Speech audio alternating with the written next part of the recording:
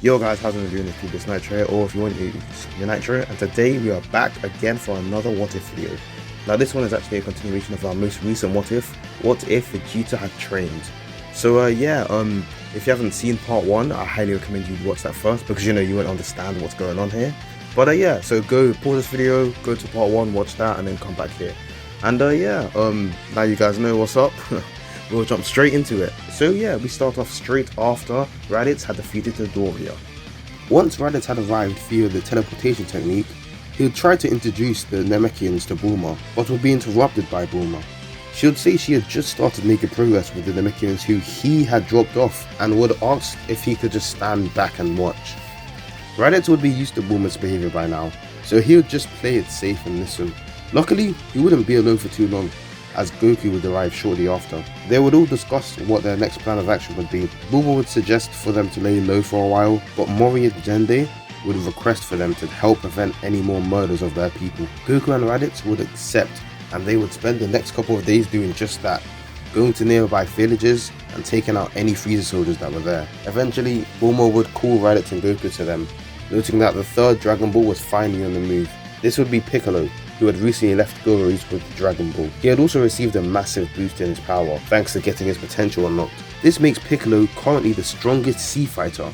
As for his power level, how I hate power levels. It's basically just setting this what if up for the disaster later on. Alright, so whatever. So as for how much he would gain from Goro's potential unlocking ability, first things first, he wouldn't have access to all his potential immediately. This is based off of how Gohan and Krillin didn't get access to all of their potential immediately. We know this thanks to many character statements, and how it seemed to have settled around the Frieza fight, at which Krillin and Gohan were both at power levels above triple of their original, 75,000 and 200,000 respectively. Thanks to their end power levels, we can also estimate that they both grew at least 7 times what they originally were. At the Ginyu Force fight, they were stated to be above 10,000. So if we take that 7 times multiplier and apply it to Piccolo's current power level, it is... well, Piccolo just surpassed all the sea fighters. Time to think of another way to write him out of the story. Though he would quickly be cut off by Sarbon, who had been dispatched by Frieza to check out the sudden surge in power sensed a while ago. This surge in power was Piccolo just after he had gotten his potential unlocked. Here, Frieza would have been far more desperate and on edge than he was in main canon, so much so that he had his forces alert him of any unusual sightings or readings, and had told them to bring anyone who matched Raditz's description to him. Frieza, after being notified by a soldier, had been quick to send Sarbon to confirm the sudden power, as again here he's more desperate than he was in main canon. This is due to him not knowing who Raditz is, or what exactly Raditz is capable of. That, and the fact that he took one of his Dragon Balls. Yeah, that doesn't sit right with Frieza. Unfortunately, this also means Frieza was quick to contact the Ginyu Force and the new Scouters, so expect them to arrive soon. Anyways, back to Piccolo and Sarbon. This can't even be called a fight. Piccolo completely obliterates Sarbon, so much so that it's not even funny. Sarbon could transform, which I doubt Piccolo would allow, but even if he did, it wouldn't matter, as it wouldn't help Sarbon much. After this, Piccolo would continue to head back to the group, though this would take a while, as he still had to travel without emitting too much ki. Eventually, the Ginyu Force would arrive, catching the attention of Goku, Raditz, Vegeta and Piccolo. Goku and Raditz would leave to attract the Ginyu Force elsewhere. The Ginyu Force would arrive to see Goku and Raditz playing rock paper scissors to decide who gets to fight who. This would frustrate them all, but Ginyu especially. Ginyu would feel especially frustrated at seeing these two Saiyans treat them as if they were some kind of game. In fact, he'd be so angered by this that he would actually decide to face off against the winner of the rock paper scissors match immediately, which would be Raditz. Yeah, this would also be a mismatch. With this Raditz having a power level of over 130,000, Ginyu and his measly little 80,000 would get demolished. Considering how in main canon Jace got involved when he saw Ginyu getting bodied, I don't think it's too much of a stretch to say that here the entire Ginyu Force would get involved.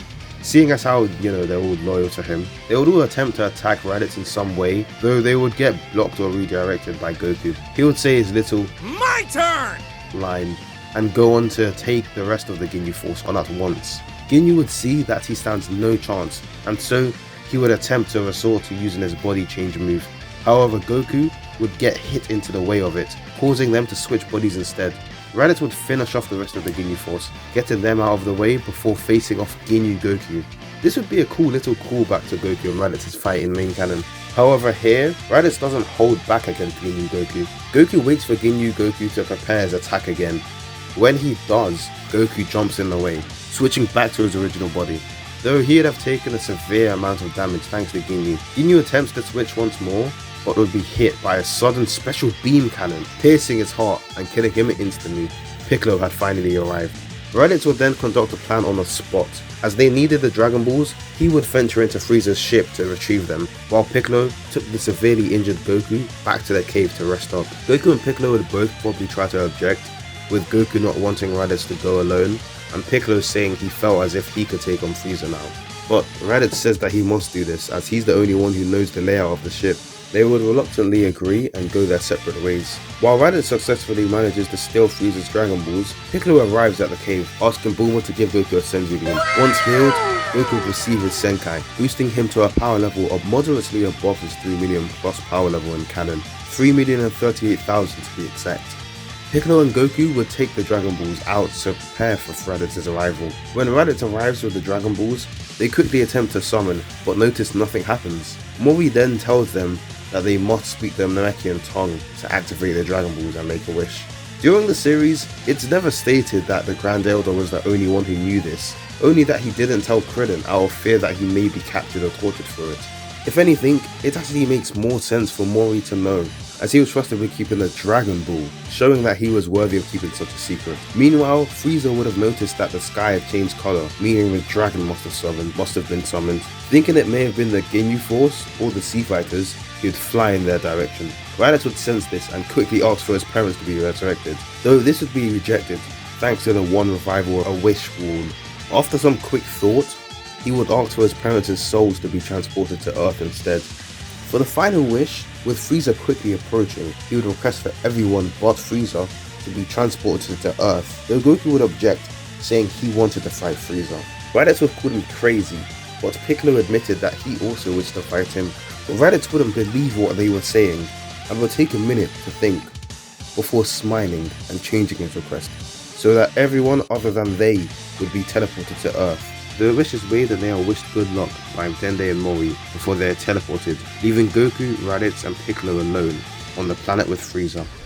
Goku would equally share his Senzu Beans, giving them 2 each as Frieza arrives. Frieza would be furious upon seeing Raditz again, admitting that he had been quite the thorn at his side, and that it was time he was rid of him. He would then look to Piccolo, surprised that a Namekian was still alive. Goku would want to do rock paper scissors, but Piccolo would then step forward, asking if he could fight him first, as he felt he had to do this. Goku wouldn't really understand just yet, but he wouldn't mind, though Raditz would understand and would step aside, allowing for Piccolo to fight with Frieza. So they clash and begin fighting. With Frieza at a power level of 530,000 in his first form, I would say Piccolo would be fairly equal with him here. Piccolo would definitely be fishing Frieza though, as despite them being equals, Piccolo is a trained martial artist, able to put strategies in place on the spot to keep Frieza constantly on his toes. With Piccolo taking off his weighted clothes, the tides of this battle would begin to turn even more in Piccolo's favour. Now that he's taken off his weight, he is far faster than Frieza.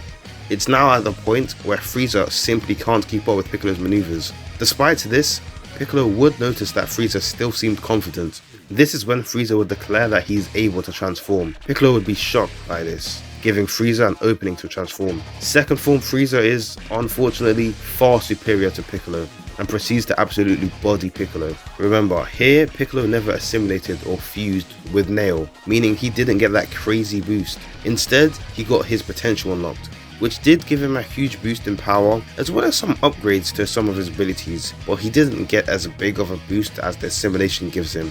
He does discover his upgraded healing abilities during his fight, though they aren't enough to turn the tide. Desperate to win the fight, he begins to resort to some older tactics. Suddenly, he'd begin to grow in size. He would be double his height, then triple, then quadruple, growing until he towered over Frieza. He would begin to fight in his gigantic form, and while fighting, he would discover that this form also seemed to have gotten some upgrades. It seemed like the larger he got, the more ki he would now have access to. Though the downside to this is that the form would now burn through ki like it's nothing. This does allow him to fight Frieza blow for blow, but that's only because Frieza isn't used to the sudden switch yet. Eventually Frieza would adapt, noting that this just made him a bigger target, though still a formidable one. They would continue to fight until Frieza transformed into the third form. From here only Goku would be capable of fighting Frieza. This fight would go similarly to how it did in main canon, with Goku and Frieza seemingly fighting fairly evenly against one another. Seeing as how Goku is far stronger than Frieza's third form, he would easily be able to push Frieza into using his final form, and once he does, the true fight would begin. This fight would go similarly to how it did in main canon, with Goku and Frieza seemingly fighting fairly evenly against one another. Unfortunately, despite being stronger here, Goku doesn't have the Kaioken in this situation. This means that all Frieza has to do is simply increase his power to match Goku, and they would be back to square one. As their fight goes on, we would see that on the sidelines, Raditz would call Piccolo to try to come up with some sort of strategy. Back to the fight, it would become clear who was superior, as Frieza would be pummeling Goku. Goku no longer stood a chance against a Frieza who seemed to have an ever-increasing power. As Frieza grabs Goku by his neck, he's about to deliver the finishing blow, but would be saved by Raditz. Much like how Piccolo did in the main canon, he would kick Frieza, sending him flying. Though here, Raditz would inflict some serious damage. Frieza would be surprised, saying it seemed as if the long-haired one was stronger than Goku. Raditz would tell Goku that he would take over now, and would begin his fight with Frieza. Though Frieza weren't aware, this fight would mean a lot to Raditz, seeing as how he was now facing the tyrant who had single-handedly taken out his entire species. Raditz would ask if it were true. Frieza would pause for a second, not knowing what he was talking about. Raditz would ask again, asking if the rumors of Frieza destroying the Saiyan race was true. After hearing this, Frieza burst into laughter, before thanking Raditz for bringing up such a pleasant memory, confirming he did indeed kill the Saiyans. Raditz would ask why he had done it, to which Frieza would reply that they were worms who had simply outlived their usefulness to him. Raditz would get angry and say he would kill Frieza and avenge his race, before charging at him, beginning their fight. Meanwhile, Goku, now on the sidelines with Piccolo, would be confused as to how Raditz had gotten so strong. Piccolo would explain that he utilized the Saiyan's Senkai ability, though he probably wouldn't use that term. Now Raditz was at a level far beyond Goku, though Goku would soon surpass that. Goku would be confused, but would see Piccolo smirk as he shot Goku with a special beam cannon. Goku would be writhing in pain on the floor. He would shout, asking Piccolo why he had done this, and would be thrown a Senzu bean in response. He would then understand and take it, fully healing and getting a Senkai as well. They would do this once more before both going to join Raditz. With Raditz now at a power level of 5.9 million and Goku at 8.8 million, our Sea Fighters are able to fight Frieza and actually push him. Thanks to that year of training they had undergone, our team is able to work in perfect synergy. Goku would be the main damage dealer, with Raditz acting as the assist for Goku. He would attack with or switch with Goku, depending on what Goku needed at the moment. They would manage to do this seamlessly. Piccolo would be supporting them on the side, attacking with long-range ki attacks. This draws their attention away, giving them openings and opportunities to strike. This team setup, formation, I don't know the right term for it, but it would be very effective. Frieza wouldn't be able to keep up with all the attacks coming right at him, at least not at his current level, and would have to keep resorting to increasing his power more and more. Eventually, this small spark of hope would be extinguished as Frieza began to power up even more, beginning to surpass them in every way. Noticing this, Raditz initiates a technique which utilizes his ki to temporarily paralyze Frieza's movements. It would burn through his ki fast, but he was willing to pay that price if it meant giving them a chance. Goku and Piccolo, seeing their chance, would launch their strongest variations of their respective attacks, a Super Kamehameha and a supercharged special beam cannon. This deals major damage to Frieza, and it seems as if he has actually been taken out. As they regroup, they sigh in relief, as they can no longer sense Frieza's ki. Piccolo says that they were lucky, as he had just used up the last of his energy, thanks to most of it going towards maintaining the gigantic form earlier. Raditz also notes that his last technique had consumed a lot of energy as well. They would begin to discuss how they would be getting home, though Raditz would attempt to put their worries at ease, saying he could easily transport them home via teleportation. He would attempt to open a portal, but wouldn't be able to, and would instead collapse. Due to losing too much ki, Goku would catch him and laugh it off, saying they would just have to find the ship they came in. Piccolo would direct them to the ship, but as they started moving towards it, they would all stop in their tracks. They had suddenly sensed the menacing ki, and it was coming straight towards them at a frightening speed. They would barely be able to turn before Goku would feel himself hit the floor. He had barely been shoved out of the way of some kind of beam?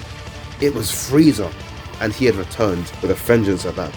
Frieza would comment on the monkey deserving that, due to repeatedly preventing him from killing Goku during their fight. Goku wouldn't be paying attention to Frieza's remarks, instead focusing on his brother who had just saved him. He would call to Raditz, though it was too late. Frieza's attack had pierced his heart, killing him instantly. This would push Goku beyond the range. Frieza had just killed his brother, who he had recently trained with and bonded for over a year, training techniques and learning stories of his family. He had finally found a part of his family, and now he was gone. Goku wouldn't let that stand. He would let out a scream filled with pure anger and ascend, becoming a Super Saiyan. Usually this resumes Goku and Frieza's battle, but here Goku would be completely enraged, so he would not hold back at all against Frieza. I feel as if Goku would still allow Frieza to go 100%, only to prove to Frieza that he's better than him. Though before they had resumed, Goku would finally realize what Piccolo and Raditz were fighting for, and why them fighting Frieza meant so much to them. Goku would then declare that on behalf of all the Namekians and Saiyans he had killed, his family, his brother, and all the innocents, he will defeat him. They would then clash and begin their final fight. Quick note that Goku's base here is much stronger than he was in canon, so that would definitely affect his Super Saiyan form too. In short, he completely wipes the floor with Frieza, even easier than before, as here he wouldn't hold anything back. Meanwhile on Earth, Vegeta, who had been transported with the Namekians, would have been trying to sense their ki on Namek. Thanks to Goku's Super Saiyan ki, this was more than enough ki for Vegeta to sense. He would open a portal to Namek and go to be greeted to seeing Goku completely bodying Frieza, making him look like nothing. Though he wouldn't be struck with anger or envy upon seeing this, but instead pride. Perhaps long ago he may have been jealous or envious, as he wanted to defeat Frieza himself, but thanks to his long journey, he had matured enough to be glad to see that it was a Saiyan who was putting Frieza in his place. His internal monologue would be interrupted by the sight of his comrade dead on the floor next to some Namekian. He would ask what was going on, but would notice the hole the beam had left through his chest and would understand. Vegeta would grab Raditz's body and tell Piccolo to join him, as they needed to escape. He could tell from his glance to the Saiyan that despite angered, he was still in control, as he was slightly holding back to not endanger Raditz and the Namekian. Piccolo would notice that Raditz and Vegeta wore similar clothing, so he'd trust him and they would be transported to Earth, leaving Goku to fight Frieza.